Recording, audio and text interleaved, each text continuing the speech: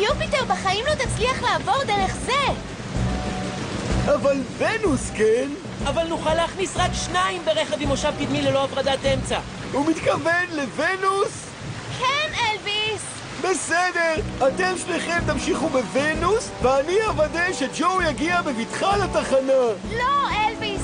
הם צריכים אותך לכיבוי השריפה! אני אטפל בג'ו! בסדר, אלי. ארנולד, בוא נלך.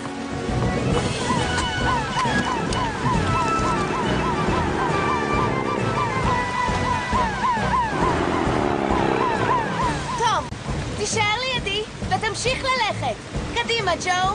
אני איתך לגמרי, אלי.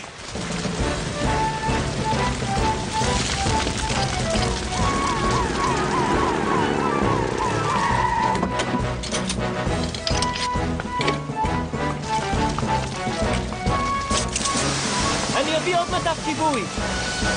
שניכם צוות לעניין.